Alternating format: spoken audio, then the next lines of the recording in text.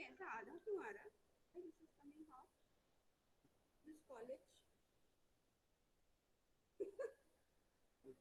अरे all in small letters क्या हो गया?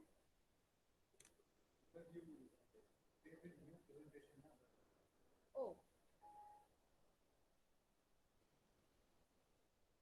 PowerPoint. Hmm. This one only downloaded.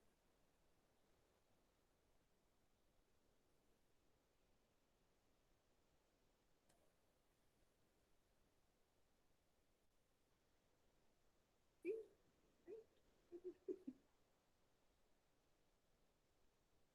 हाँ अभी अभी आया इसमें.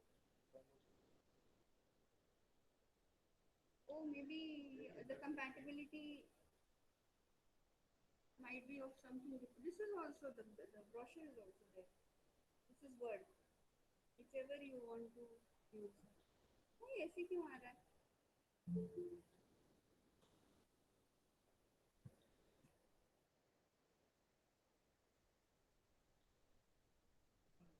हाँ हाँ हाँ.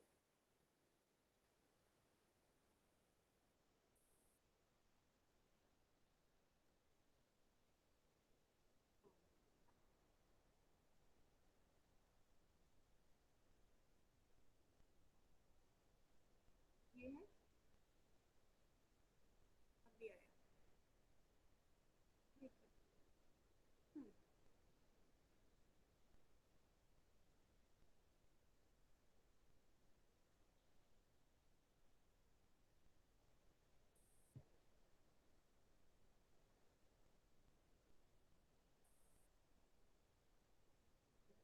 Game remind students free time.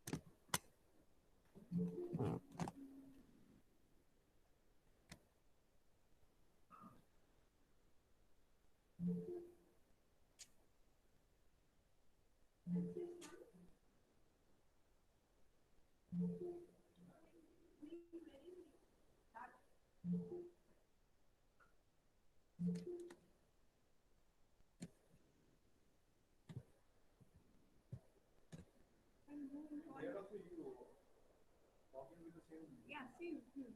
you can also upload. Okay. Hmm. And call madam. No, it's not coming here.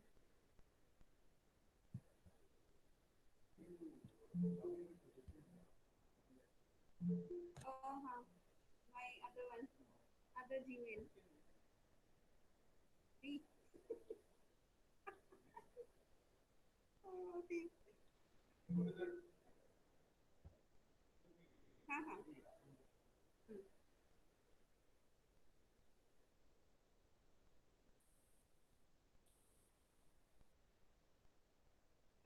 No, I don't know. I'm just asking. I have a problem with this system. The problem is that volume is very low. Even I'm not getting.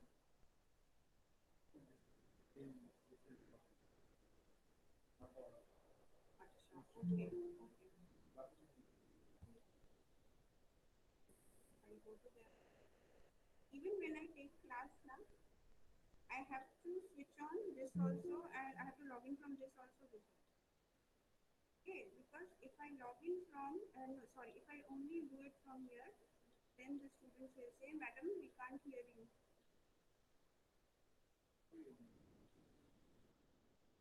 here in build. So that means I have to use the,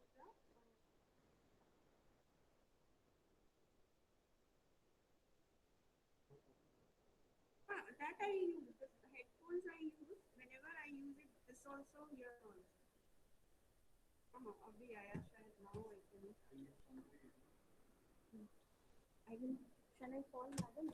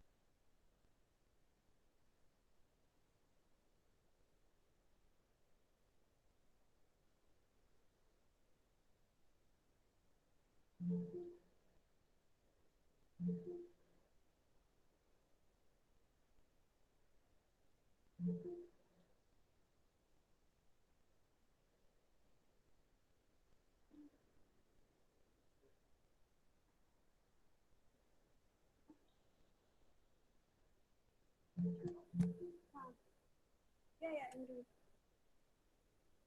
oh,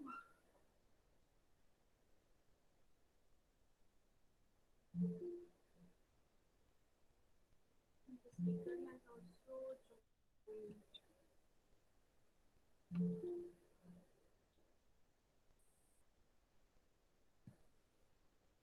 you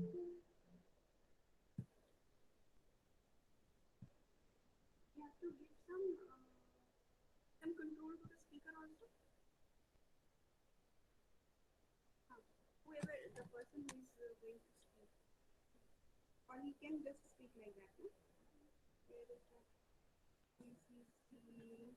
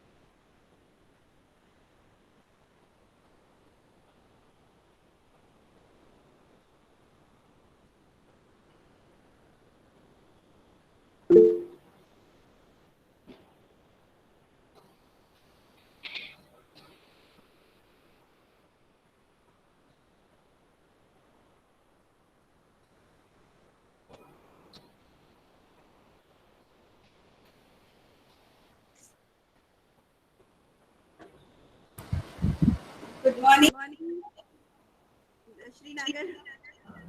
I'm so sorry that we are very late because I hope you are able to hear me.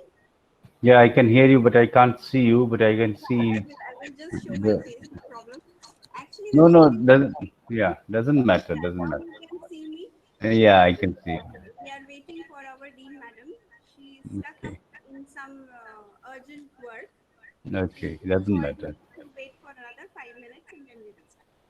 We'll wait. But Gandhiji was very punctual, so I Yeah, thought yeah. we should be. Even I am also very punctual, but she had some urgent. Doesn't matter. I can understand. I can wait. I Yes, hope you can hear me. yes, Am yes, I audible? Can you? Okay. yes, yes. You are Okay. very much audible, and Okay. almost 70, more than 70 students have joined. We are still waiting Can for. you can you see me now? Yes, better, Okay. better. So, I just wanted to test because this is the first time I'm using this platform. okay. I am used to Zoom. Generally, we have our meetings on that platform. That this seems quite user friendly to me now. No, this is almost similar to Zoom only. Okay. But you know the security reasons for our university. That is why we are I know, using. I know. Many universities they avoid Zoom. Yes, yes. Even in BHU, they are not using Zoom. So please wait for some time, maybe 5 to 10 I'm minutes. waiting. I'm Yeah. sitting here. Don't worry. Thank you so much हाँ आ गया हाँ ready हो गया सब लोग तो wait कर रहे हैं मैं आती हूँ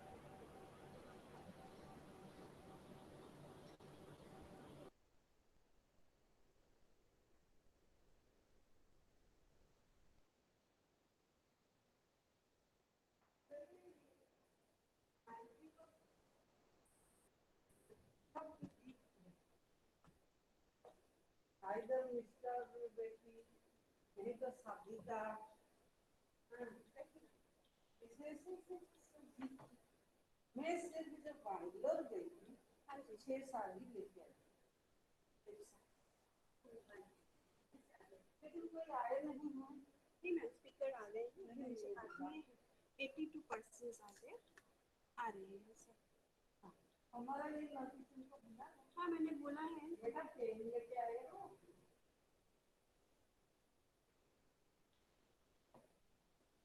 थोड़ा देवेंद्र लोग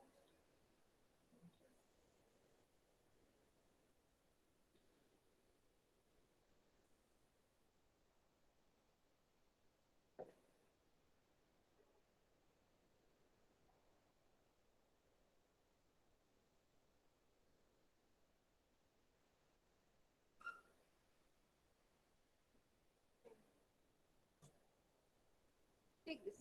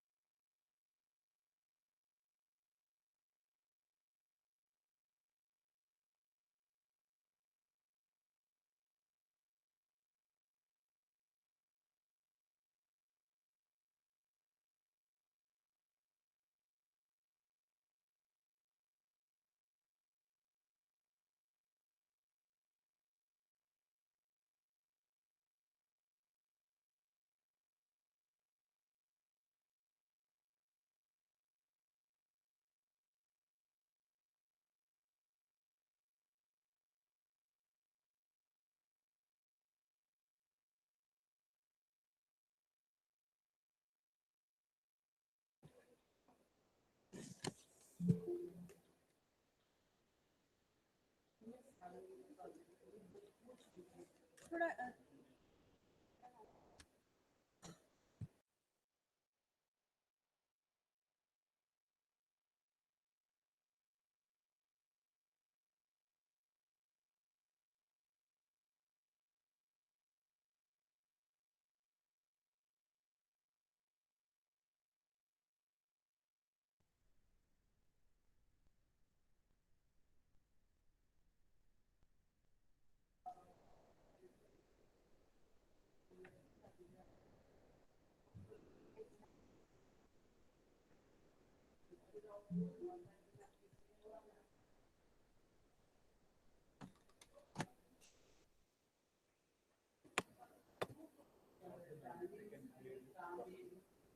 Hello, good morning, girls. Can you hear me? Yes, ma'am. Okay. Yes, ma'am. Yes, ma'am. Yes, ma'am.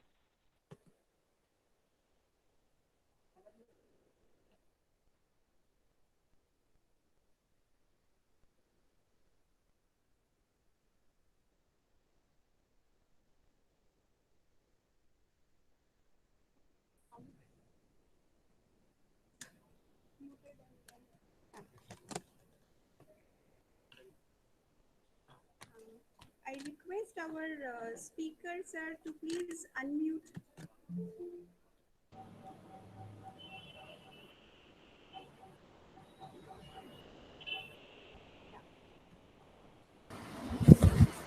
A very good morning to my dear students, first of all. Then our respected Dean Madam, Dr. Pushpita Das, our resource person of the day, Sri Chaitanya Nagar, and my dear staff of the College of Community Science. Today we are here. We have gathered here to have some thoughts, to listen to some thoughts from Srinagar about Gandhiji. And why Gandhiji? Because we are celebrating the 150th birth anniversary of our father of nation, Sri Mahatma Gandhi. Just giving a very brief introduction, I know that Gandhiji doesn't need any introduction. He's not new to us, but then a little bit about him. Shri Mohandas Karamchand Gandhi, popularly known as Mahatma or Mahatma Gandhi, was born on 2nd October 1869 in Porbandar, that is Gujarat. Originally a lawyer, Gandhiji united everyone with his ideologies and feeling of patriotism during India's fight for freedom. He was a man who loved peace and non-violence, and it is these ideologies that brought the whole nation together. He was very well famous for his movements like the Dandi March, Quit India movement, Satyagraha, removal of untouchability, communal unity, the promotion of khadi or the village level industries. And during these times of the pandemic, we really have to focus on his ideologies, his thoughts, because he was very well famous for self restraint, self build up, and uh, and related terms. So we have organized a small talk on Gandhiji, and the topic is Gandhiji's experiments with right living. But before we start up, a very few words from our Dean, Dr. Pushpita Das. I would like to give the mic to Pushpita Das. Madam.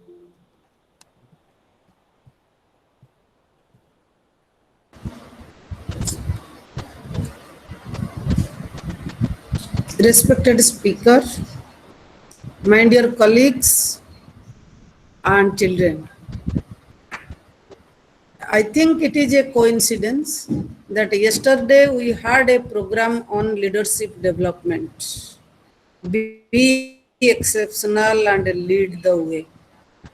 And today we have a program about a leader, a great leader who is the leader of the nation.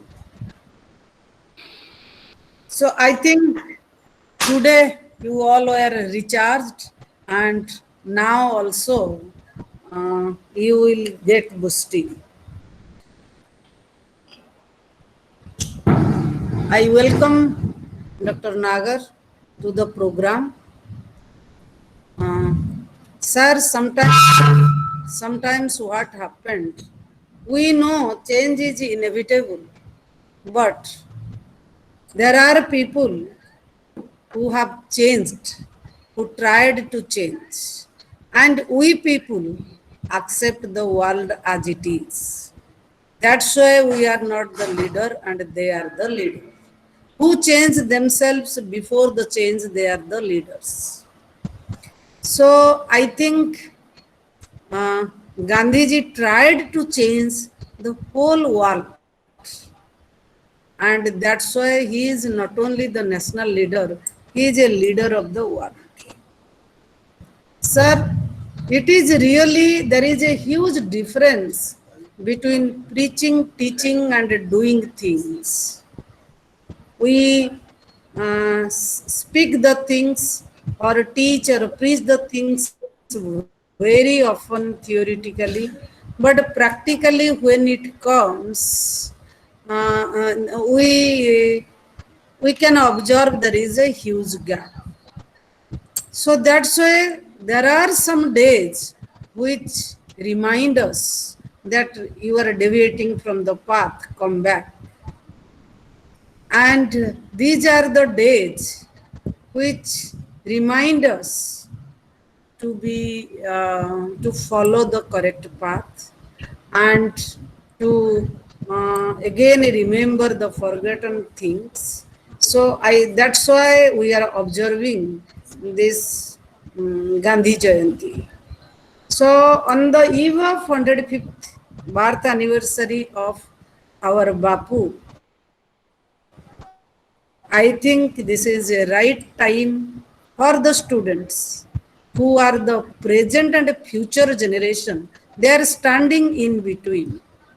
So I hope this talk is a need of the time, and from your deliberation, students will have an insight and they will follow. They cannot do the experiment like Gandhi's, but the theories and the philosophies were evolved from Gandhi's can be followed by the students. Once again, I welcome you, all the participants, my faculties, my non-teaching staff, students, scientists, and also I welcome the resourceful speaker. I welcome all once again. Thank you.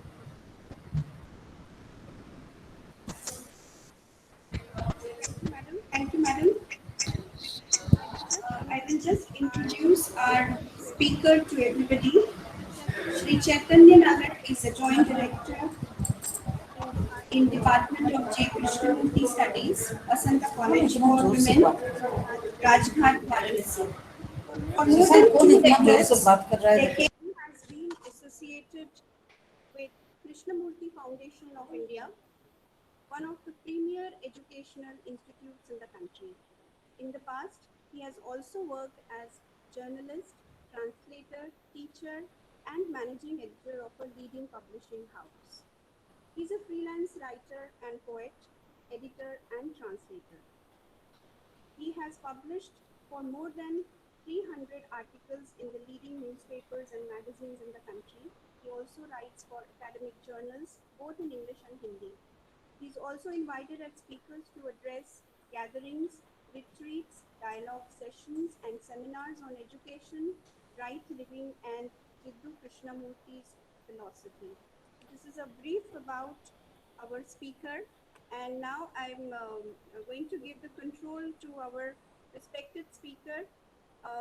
He will share his thoughts on Gandhiji's experiments with right living, and I'm sure our students and staff are going to benefit from what he has to share today. Yes, sir, the control is yours. Thank you. Thank you so much. Can you hear me? Can you hear me? Yes, sir. Okay. Can you see me also? Am I Yes, visible? sir. Okay. Uh, Thank you so much. First of all, I want to thank you, Dr. Shipra Nagar and your Dean ma'am for inviting me to give a talk um, on Gandhiji, which is actually a very vast subject. I feel privileged that I've been asked to speak on this because,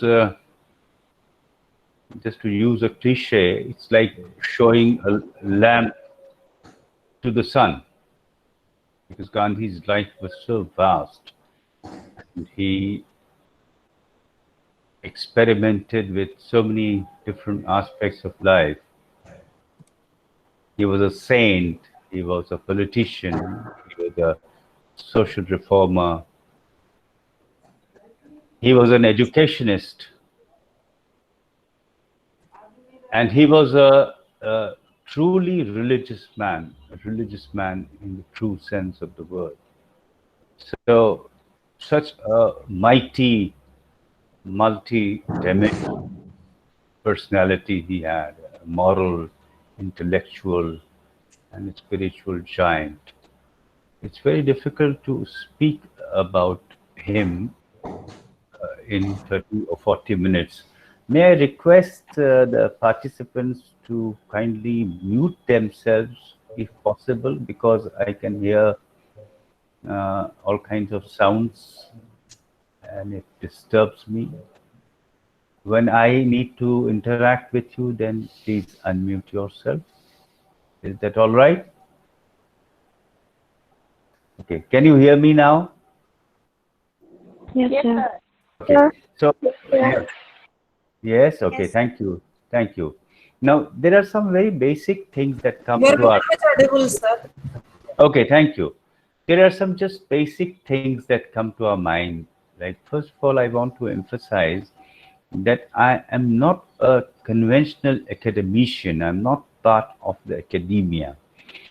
I am not a specialist in the sense that, we live in a world of super specialization, a world in which everything has been divided, broken up into small watertight compartments.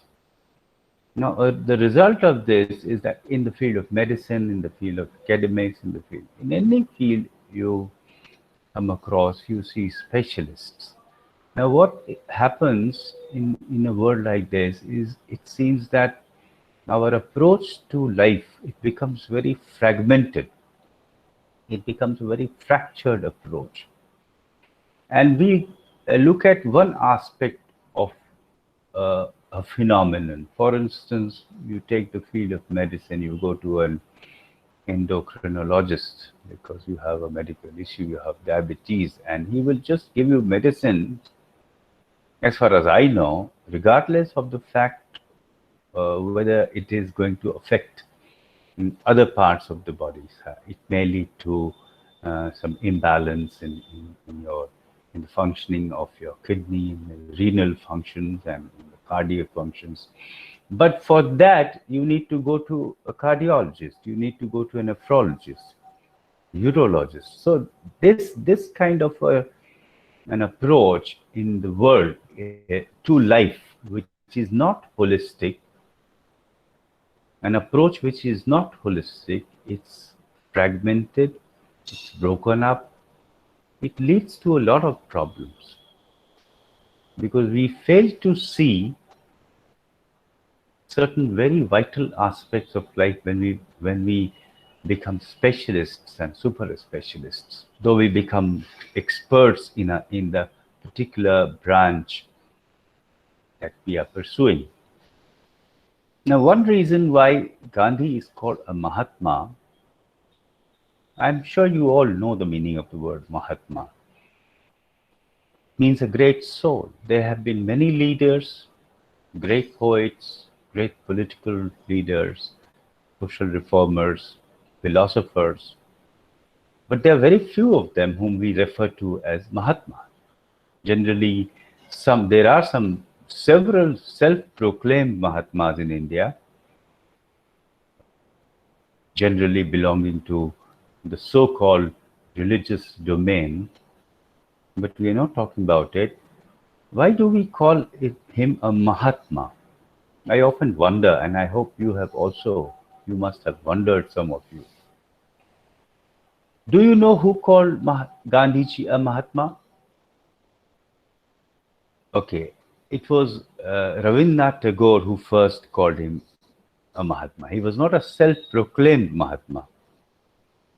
And Gandhiji was often ashamed of this title. He thought it was like a burden to him.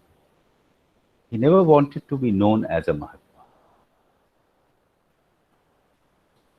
The theme of this discussion, so why he was a great soul, was because he experimented with almost, as I said earlier at the outset, with almost every aspect of life. I'm told that many of you, you're pursuing food and nutrition.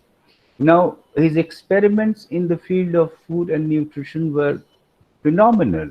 Like he wrote 3 books on his experiments with food.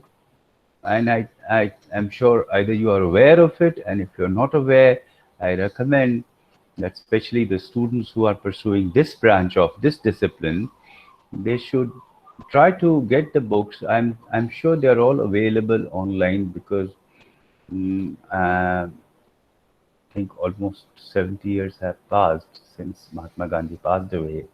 The books must be in the public domain now. They are very small booklets. One is Key to Health, and another book is Diet and Diet Plans, perhaps. And I'm sorry, I can't recall the title correctly.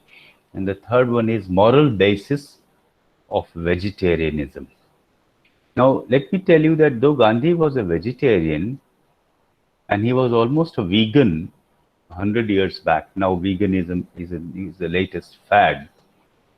And if you are a superstar and not a vegan, you are not a superstar. I mean, every superstar from film industry and other fields, they say they are vegan, they are going to become vegan, and so on and so forth. Gandhi was a vegan, he decided to become a vegan even 100 years back, mainly because he thought that we don't need to drink milk, we human beings.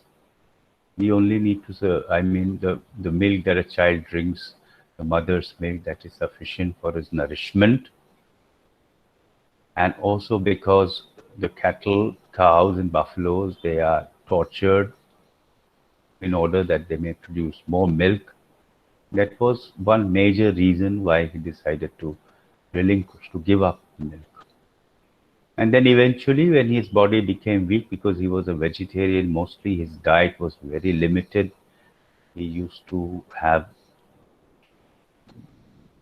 stuff made with 100 grams of wheat per day, 80 grams of nuts, and 100 grams of vegetables the whole day. And he used to drink a lot of water.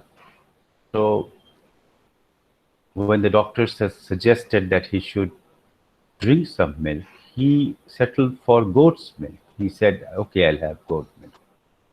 And then he started rearing goats in his farm, in his ashram, and he used to only have goat's milk. He used to begin the day with a breakfast of boiled vegetables and goat milk. And it's very interesting that one of the goats that he had, she went with him in 1931 to England to attend when Gandhi was invited to attend the Round Table Conference and meet the British Emperor. The goat also went because Gandhi was not very sure that he will be able to get the right kind of food, right kind of milk there, and people may serve him with some cow milk or buffalo milk, and he may consume it without knowing that it was not the right kind of food for him. So the goat was also became quite famous. Her name was Nirmala, and when she died, she appeared in American news. The news of her death, it was flashed in American newspapers. I just wanted to mention it because it's an interesting information. And since it is for me, it's a very informal talk with students, with youngsters. When Gandhi decided to take the goat to London with him, it was Sarojini Naidu who remarked that it's very expensive to keep Gandhiji in poverty because Gandhi lived a simple life. Very interesting. I'll share things as they come up, as they come to my mind. Like, for instance, uh, he had a different philosophy about India, economic development, rural development, the kind of food that independent India should have. So his vision was very different from that of uh, Pandit Nehru, who became first Prime Minister of India. So the experiments with food were very interesting. Often he fasted. Another thing which has become very popular now, intermittent fasting. Gandhi fasted for many days whenever there was a political issue, and Gandhi thought that he should go on a satyagraha. He should insist on the demand and at the same time follow the path of truth that he had embraced at a very young age.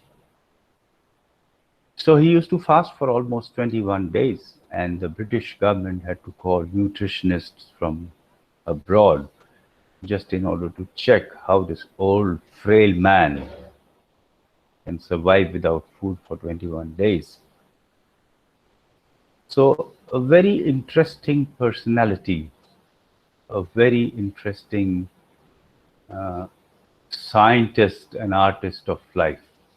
Both a scientist. Why a scientist? Because he wrote his autobiography, which I don't know whether you know this. It was originally written in Gujarati, which was Mahatma Gandhi's mother tongue.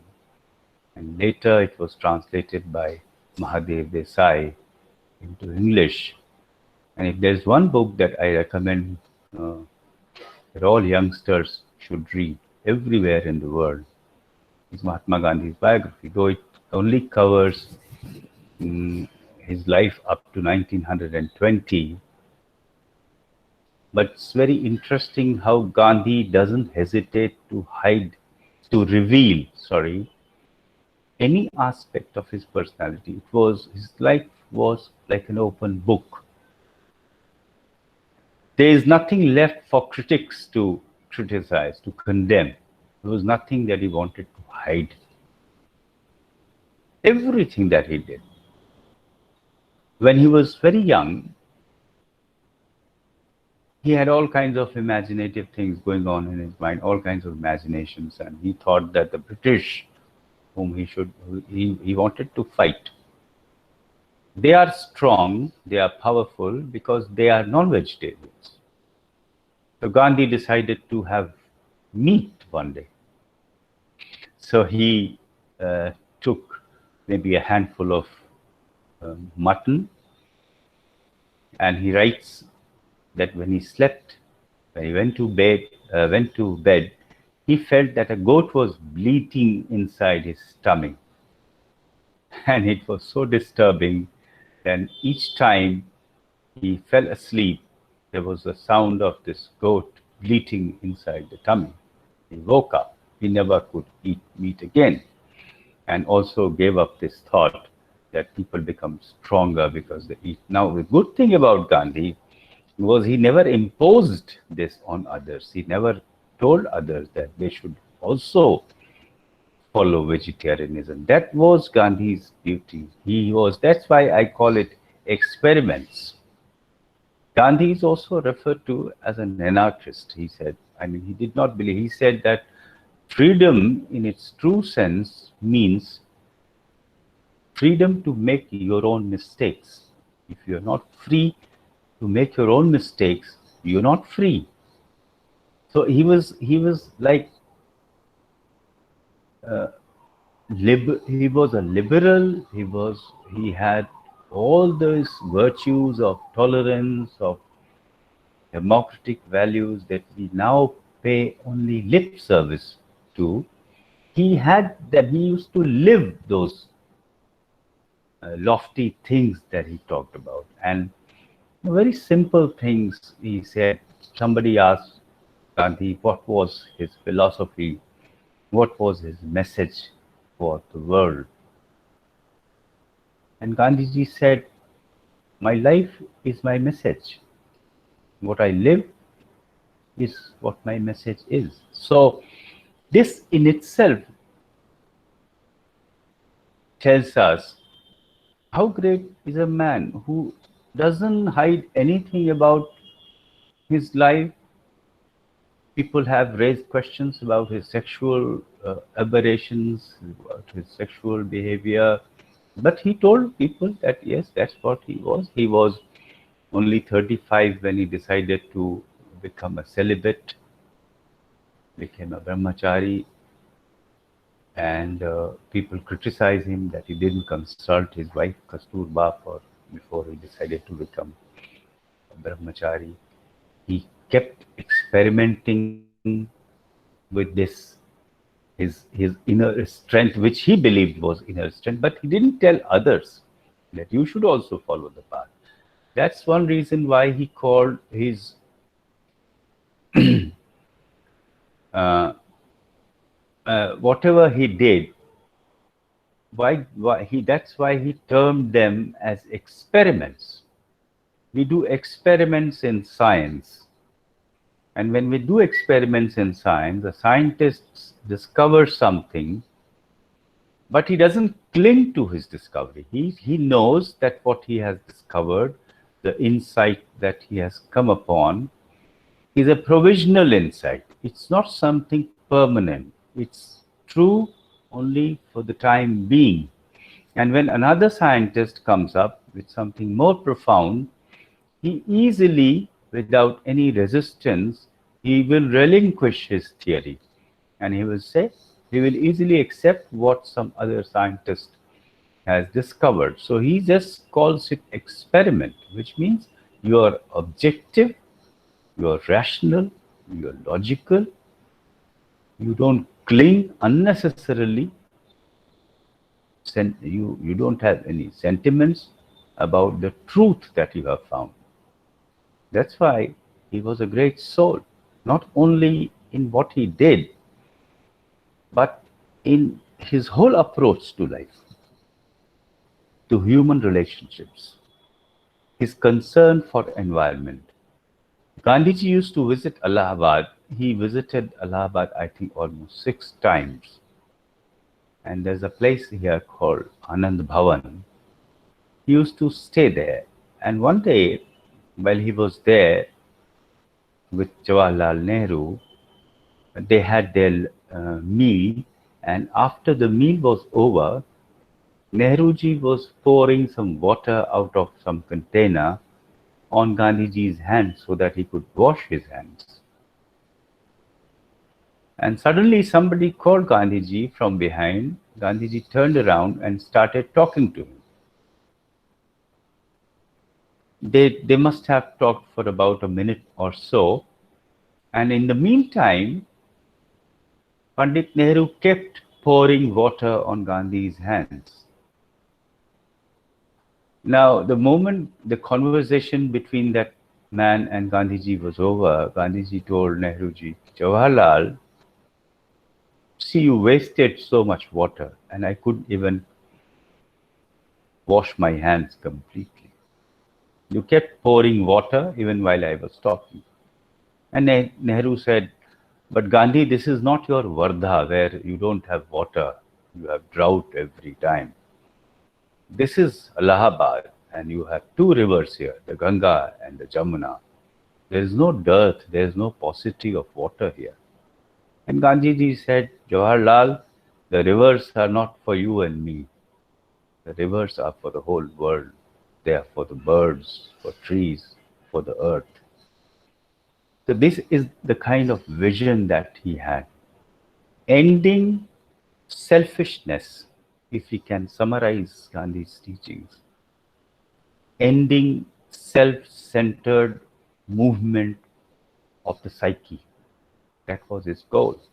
One may find fault with many of his ideas, many of his theories, his belief in the Gita, which he treated as his mother, the influences uh, that Gandhi accepted very early in life. Tolstoy, who wrote a book called The Kingdom of God is Within You. John Ruskin, who wrote a book called Unto This Last. The New Testament, even the Gita. When Gandhiji read the Gita, it was not the Sanskrit original version that he read. He read a translation of the Gita written by Sir Edwin Arnold, who also wrote a book on the Buddha called The Light of Asia. And the book that Gandhi read was a translation of the Gita titled The Song Selection.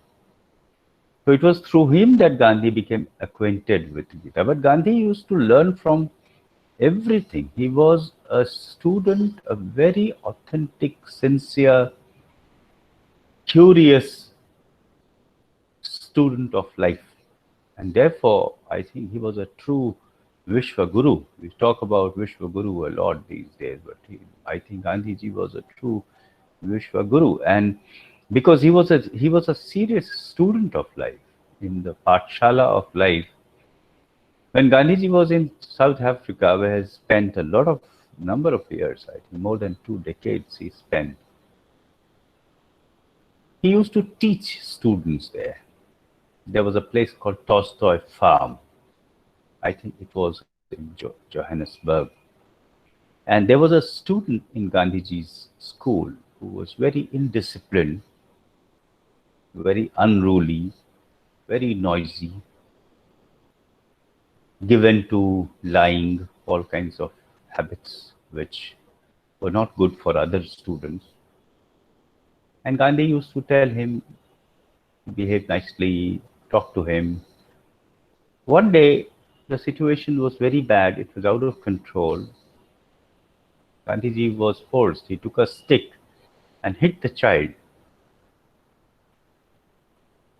And then Gandhi writes, at the moment I hit the child, I trembled because I could realize immediately that I was not hitting the child in order to correct him, but I was only hitting him so that I could express my anger.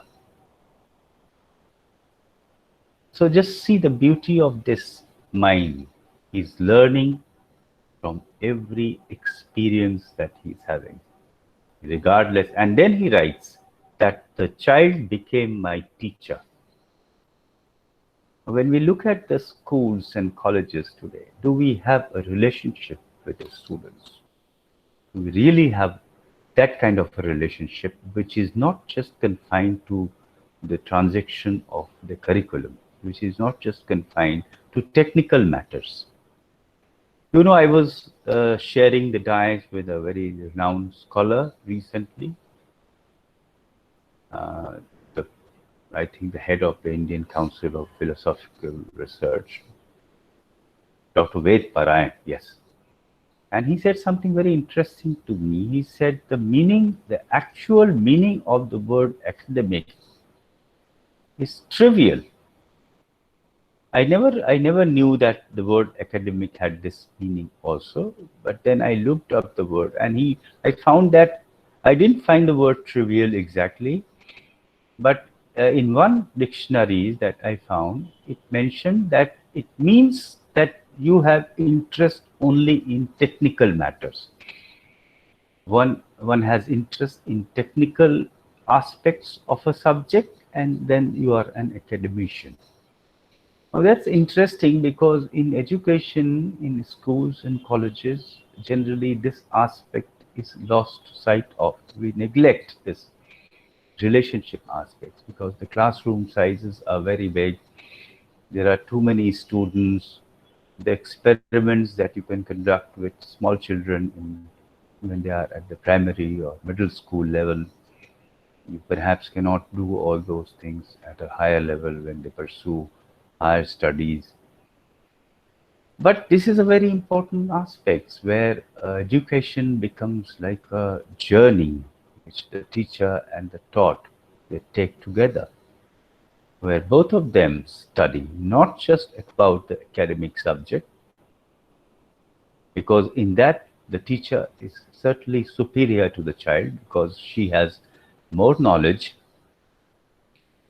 But when it comes to life, when it comes to living your day-to-day life, there are so many, psychologists say that there are 9 kinds of intelligences, not just 5, not just one kind of intelligence that enables you to memorize something and just mug up and just vomit it out on the paper. That's just one kind of cultivation of memory. That's one kind of intelligence. One may have interest in music. That's another kind of intelligence. One may have interest in. One can be a very good communicator. That's another kind of intelligence. One may have an interest in the body, like understanding the movement of the body, playing, taking interest in sports, and the ability to ask basic fundamental questions of life is also considered as an important kind of intelligence. Now, as teachers, do we know this when we compare one child with another? We say, oh, you are not intelligent, and the other child is more intelligent. Because we aware that there are many kinds of intelligences. One may not be good at one subject, may be good at another subject. One may be bad, so called bad, in all the subjects, but one may be just a good human being. So, is the education the kind of education that perhaps Gandhiji talked about? He talked about the culture of the heart, not just cultivating the intellect, but actually nourishing the human heart, because compassion, love, tolerance, empathy, these are all qualities associated with the heart. The intellect is not capable of experiencing all these, feeling them, sharing them, communicating them in relationships. So, what made Gandhiji, Mahatma was all these things, and right living. Right living again was something about which he had no assumptions. He did have assumptions. He did believe that violence is bad. That was an assumption. Gandhiji did believe that non-violence was the ultimate dharma, which is also an assumption. Gandhiji did believe that a human being is intrinsically good. There is an intrinsic goodness in human being, and therefore you should not hate or call a person evil. You should only hate the evil in him. He separated the man from the evil nature that he had. You can even find a letter that Gandhi wrote to Hitler. And in that letter, he apologizes to him. He says, if I have erred in writing to you, then please forgive me. And then at the end, he writes, your friend, Mohandas Karamchand Gandhi. And he begins the letter by saying that people have been persuading me to write to you because they think that you have the power, the strength to stop violence, to stop wars. And therefore I am writing to you. So all these qualities, they come, fearlessness. Gandhiji did not visit northeastern states. He did go to Assam once. He was in Darjeeling once, going in a toy train. I'm talking about his fearlessness. And the train suddenly, the engine got disconnected from the rest of the train, and it started going downhill. There was a lot of panic. People thought they were going to die. And this old man, Gandhiji, was just sitting in his compartment, dictating letters to his secretary. The secretary was also writing, but he was aware that something catastrophic was going to happen, and he told Gandhiji that, Bapu, do you know that we may die now? So Gandhiji said, yes, I know, but what if we don't die? If we don't die, then we will be wasting this time, which we can use for writing letter. So please carry on with your work. Don't worry about dying. So this kind of when Mahatma Gandhi met the British Emperor, like the whole world was in awe of this man, the king who had an empire on which the sun never set. And this man went to him in his typical loincloth and that small chadar cloak that he used to cover his upper body with. And when he came out, the reporters were very curious. They said, didn't the emperor say anything about your clothes? And Gandhiji said, no, because he was wearing enough for both of us. So the kind of sense of humor, the kind of fearlessness. And when a reporter asked, uh, did he encourage the idea of Indian independence? He said, no, kings don't encourage the idea of freedom. So, I mean, this man had no fear when the country became free and celebrations were going on. Mahatma Gandhi was in no Akhali trying to persuade people to stop fighting, not indulge in bloodshed. There was, I don't know how much time do I have. Dr. Shipra, how much time do I have?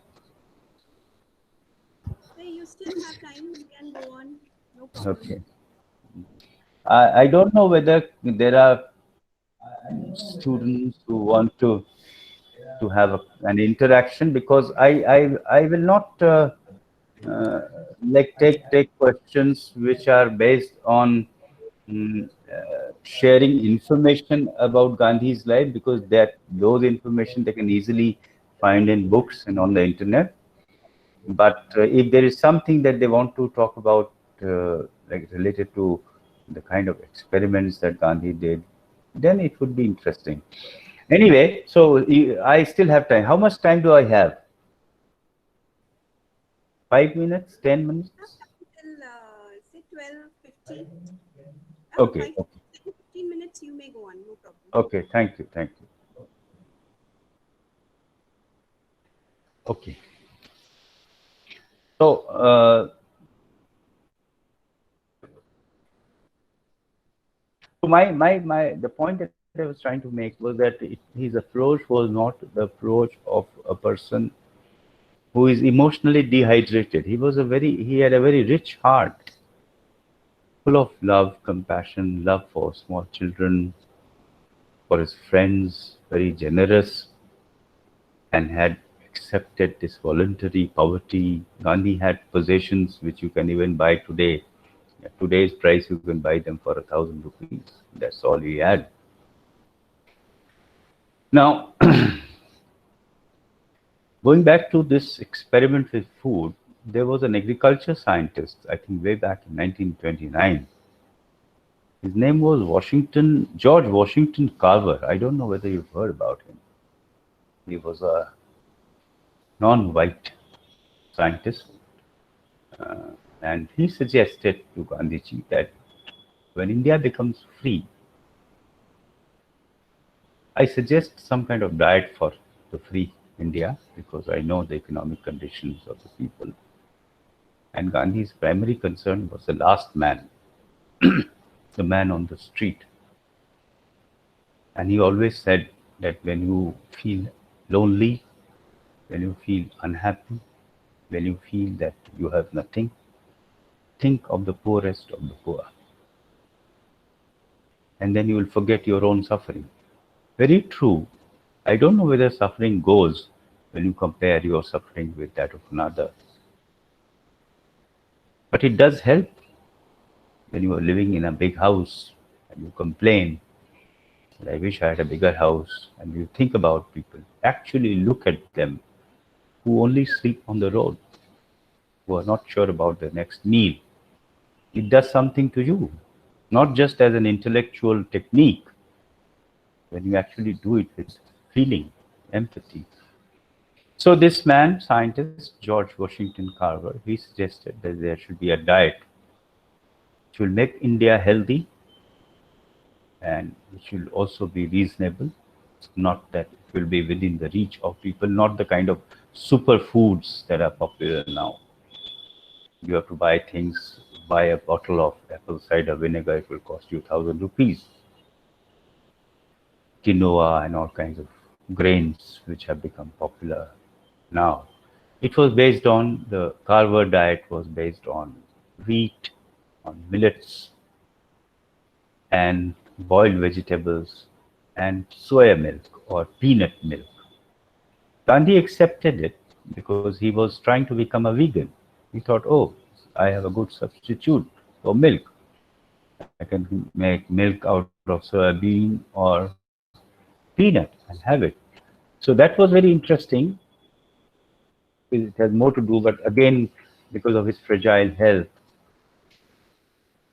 could not materialize. He had to again go back to goat milk. There was an interesting observation that Dr. Shipra made in the beginning when she asked about. I think maybe I should now talk about the pandemic and Gandhi's approach, what it would have been if he was around today.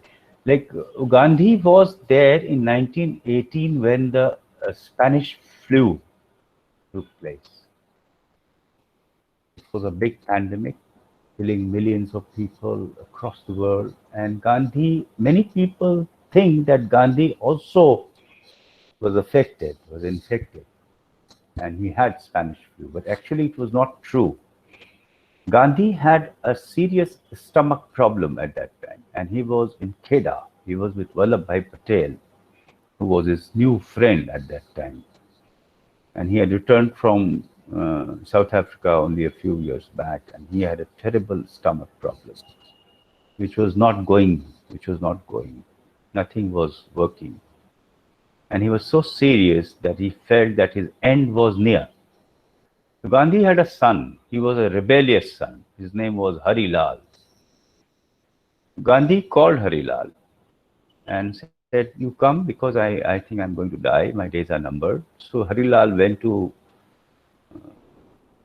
the ashram there in Kedah, and he went there with his wife and his son. Yes, his wife's name was Gulab or Chanchal. There's a movie made on Harilal, and it's an interesting movie. Maybe you should see that movie. So when he went there, Harilal's wife and the son, they died of Spanish flu. Gandhiji recovered. He didn't have Spanish flu. But we are just talking about the kind of approach that Gandhi had, or what Gandhi would have done if something like that had happened to him. Yeah, there was something interesting that Chipra ji also mentioned. She said, she talked about self-restraint. Gandhi had tremendous. I mean, a man could live without food for 21 days. He was very fond of drinking tea in the beginning.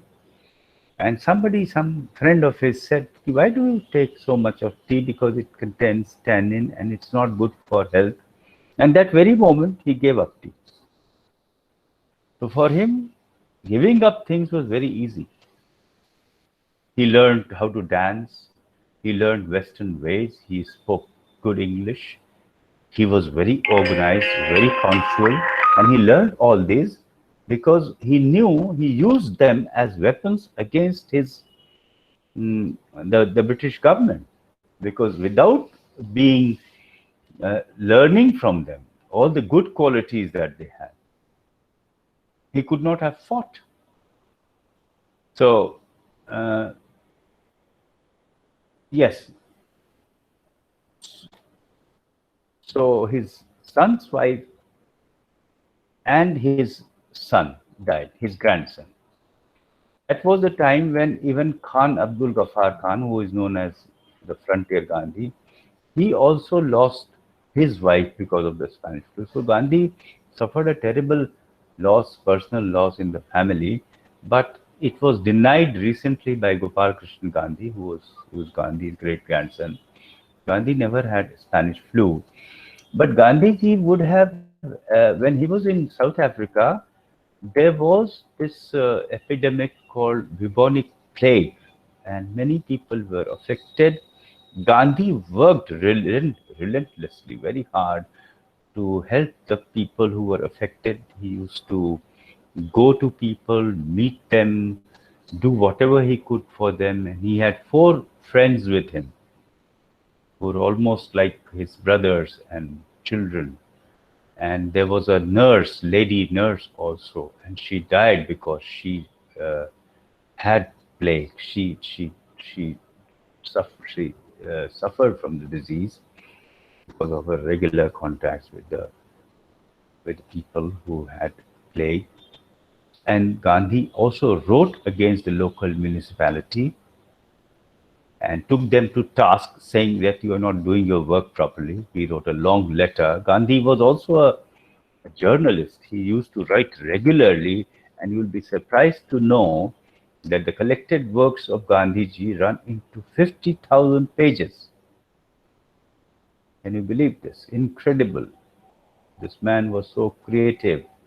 Not only that, Gandhi's first biography was written almost 100 years back by a Christian missionary, Joseph Doke. His name was Joseph.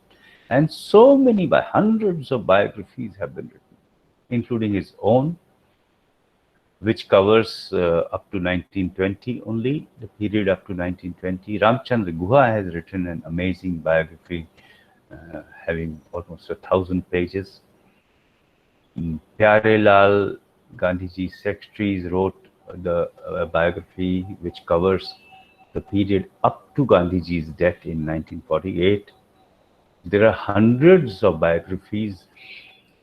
Many universities throughout the world are conducting courses in Gandhian thought and philosophy. No other leader of the 20th century has so many courses after his name or her name. No other man, no other lady, leader in the world has so many courses in his name. Almost 100 countries have issued postage stamps in Gandhi's name in almost 60 countries of the world. There are streets that have been named after Mahatma Gandhi. So this man's posthumous presence after his death, his presence is amazing. It's incredible. Even now, any social worker working in a remote corner of the world, or any yes, and working anonymously, he will say that he's inspired by Mahatma Gandhi, Ho Chi Minh, the Vietnamese leader. He said, regardless of what we believe in, Marxism and so on, the fact is that we are inspired by Gandhiji. So perhaps what would Gandhi have done today? I think Gandhi would have, first of all, told people not to feel scared of this disease. He would have told them to follow the rules of social distancing, all the protocols, wear your mask. But he would have gone to the people, he would have talked to them.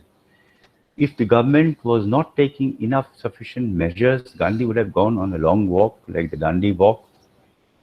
he would have done satyagraha. Perhaps he would have fasted for 21 days just to tell the government that you are not doing your job properly. If he had noticed that the government was not doing the job properly, Gandhi would have done all these things, but he would have tried to assuage the fears of the people, because the one thing that Gandhi always emphasized on was fearlessness.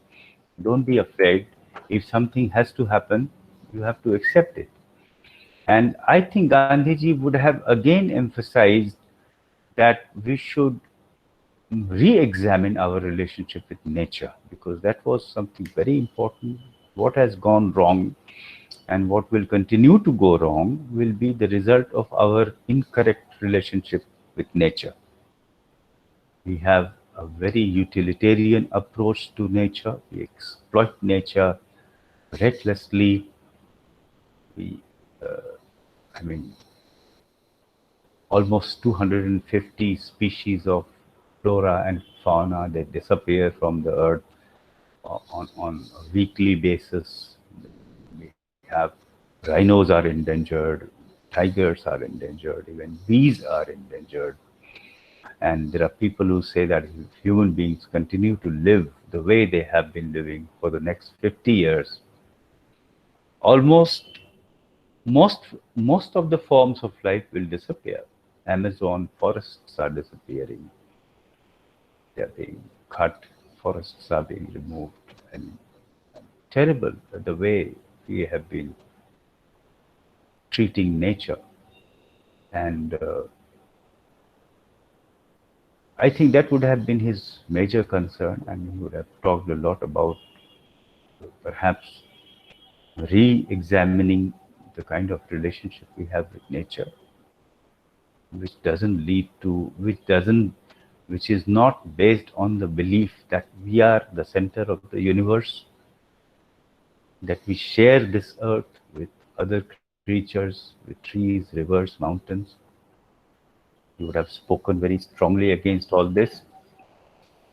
He would have spoken against all this unnecessary propaganda that the media is doing about the disease, if at all the media is doing, which is true in many sections of the print and electronic media, spreading unnecessary fear. I think he would have spoken strongly against it. Gandhiji actually had helped even lepers. He had used to put bandages around their wounds, and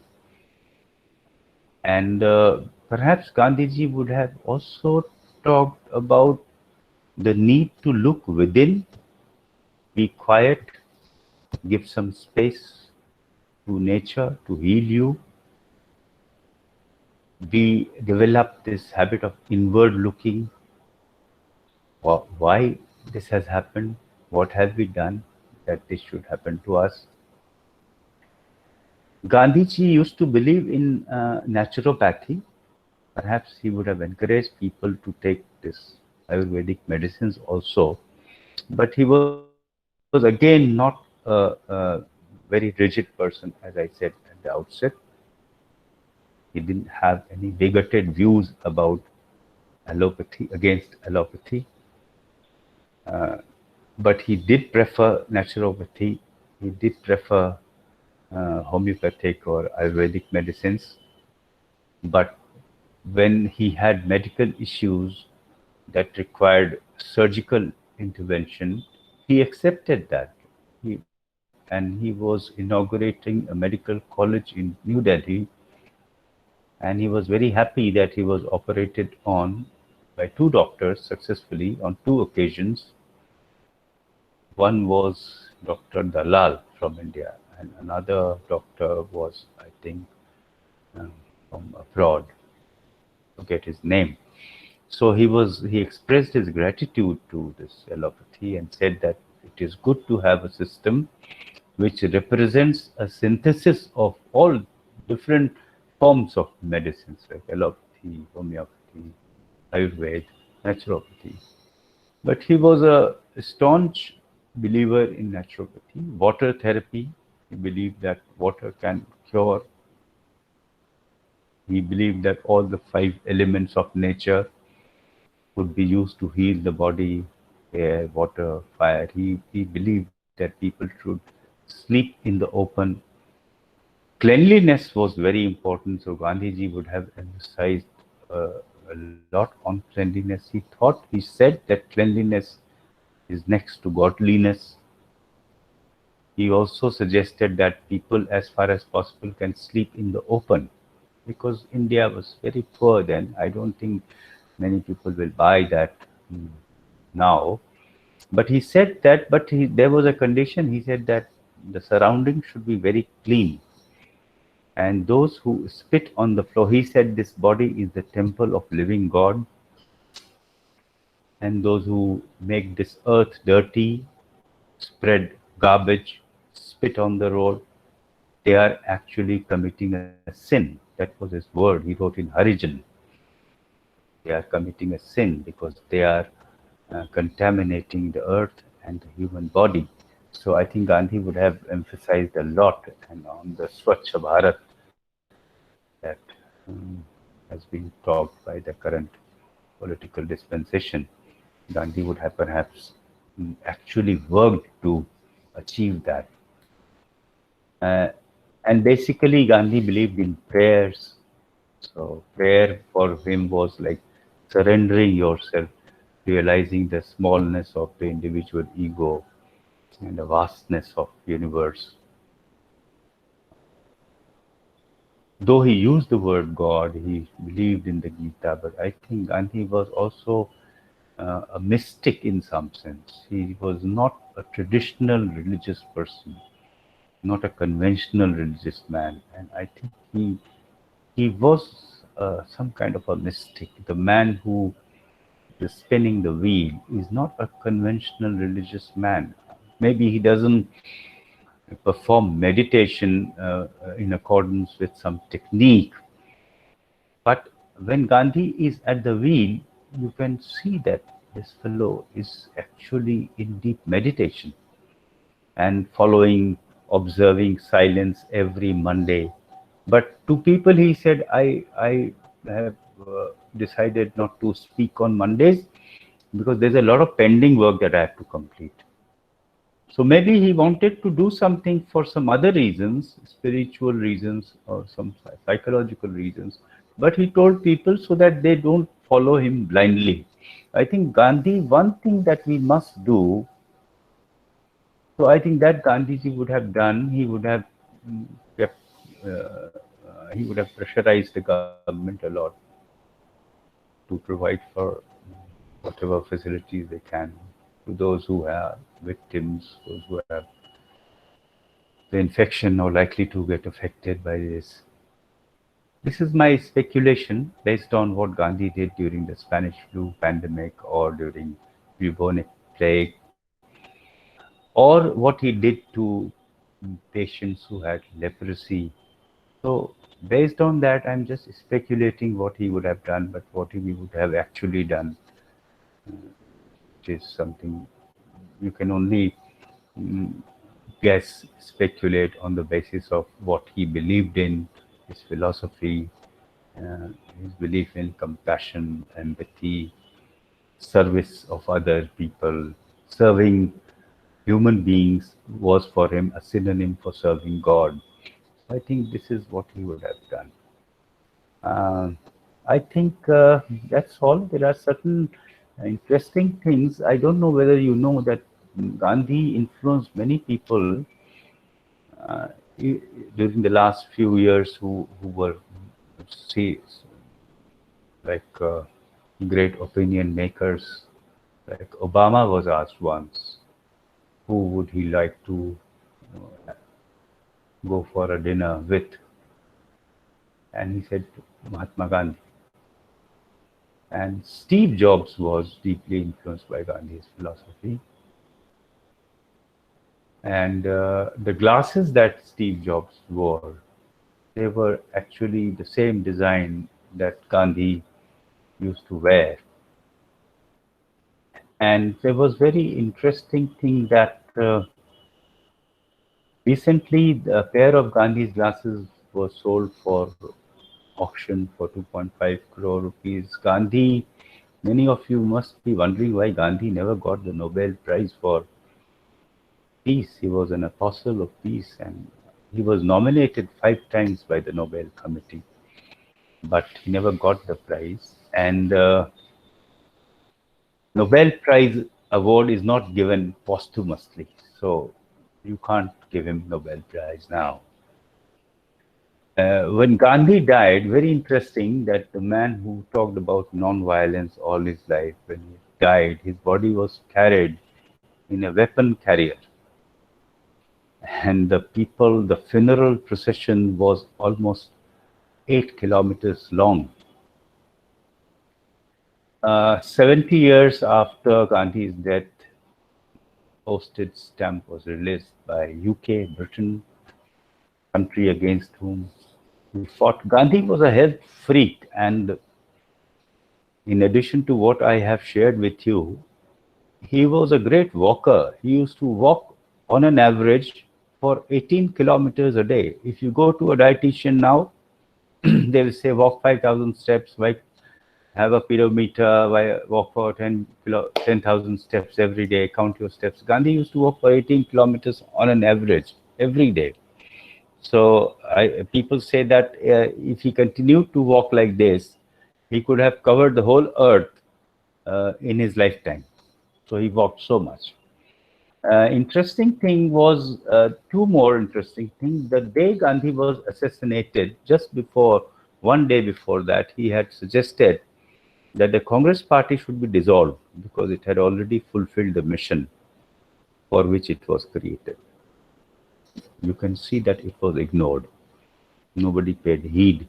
And lastly, Albert Einstein said something very interesting, which is so true.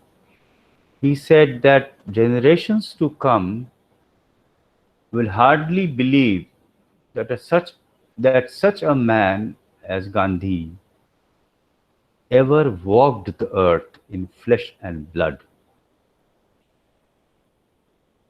I find that very true because I don't know how the present generation of children, youngsters in their teens and early 20s,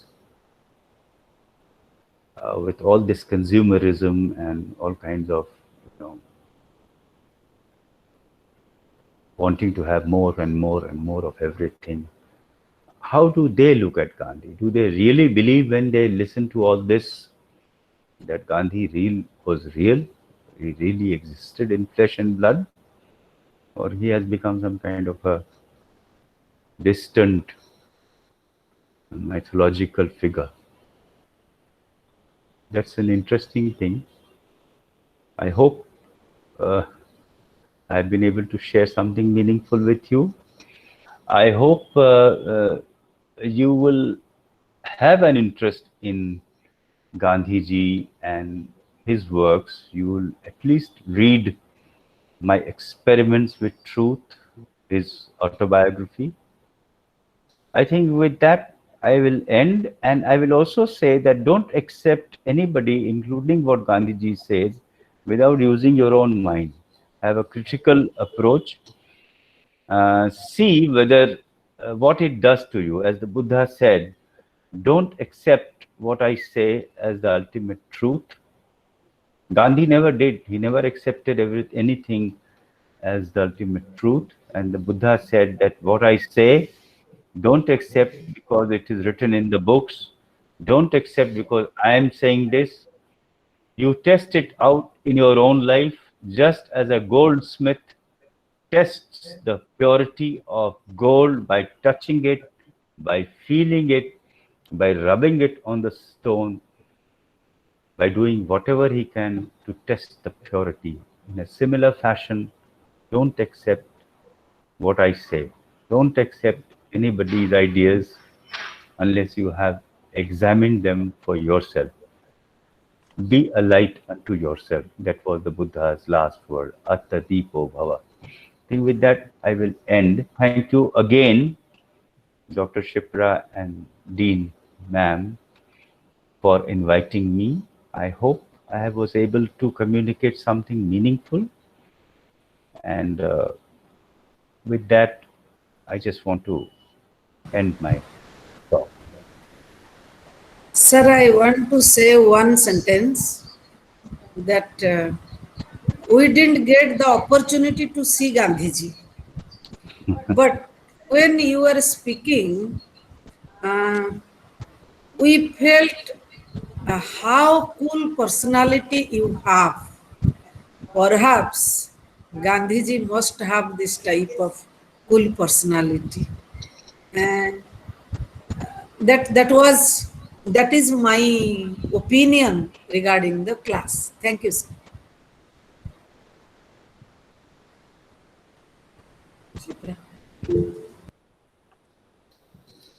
Thank you so much, sir. It was really a pleasure in listening to you. And as our madam said, that as if we were watching the movie about Gandhi. And it's been a long time since I watched the Gandhi movie. I hope Doodarsan is playing tomorrow. I don't know. But it was really great pleasure in listening to you, since you have beaded everything, one by one in a sequence, starting from telling about Gandhiji, his experiments, whether he was a great soul, and the one point which I really like, that he was a very good experimenter. As you said that he learned from his own experiences, and where in this meeting most of the students are here, so I would always advise that whatever experiences you have in your life, you should learn, whether it is good, whether it is bad, because even if you have bad experience, that also has a good thing behind that. So uh, the thoughts which you told, I think must be something new for our students, because I know that our students are not in habit of reading. Very, very truly and very frankly speaking, sir, I don't think they must have read about Gandhiji. I think they must have read way back in their schools. So your uh, your thoughts, I think, must have provoked them to read his biographies or read his things, which actually which will have a great effect in these times. And I would just like to mention certain things, as you said that something about intelligence. Gandhiji always said that there are different kinds of things. That was very well said, because according to Gardner, one of the philosophers, Yeah. there are seven kinds of intelligence. So Mm. not only one that is related to academics, but there are many, only seven types. Yeah. So that was thing, and another thing which really was nice, and which we still are using, uh, is his thoughts on meditation. Mm. So whatever he was experiencing way back in 70, 80 years years back, the same thing is again coming. So history is again repeating itself in uh, we are actually going through the same thing by following his things. So his views on vegetarianism or meditation, spirituality, punctuality, diligent use of time, all these things, I think they are very much important for the student life. So it was really nice in hearing you, and your voice is so calm. I know. Let me tell my students that I'm not hearing to him for the past for the first time, but I know him personally when I was, I think, 8 years old in Calcutta. So we were in a similar town place. So, but it was really nice of you, sir, to again share some of your thoughts to us. And with that, I would just like to quote one of Gandhiji's sayings, that it is concentration in a particular job which is important in deciding the success, whether it will be successful or not. So it is the concentration which we work for a particular thing, whether it's a webinar, whether it's our home tasks related task, or whether it is office related task. but the concentration which we give, that is more important. So with this thing, I again thank you very much, and thank you, dear students and madam and the faculties and the staff to join, to spare their time and join in this club. Thank you, sir. Thank you so much. There's just one clarification. Yes. Actually, Gandhiji never talked about different kinds of intelligence. Gardner, I think he was from Cambridge, and he came up with his theory of different kinds of intelligences much later.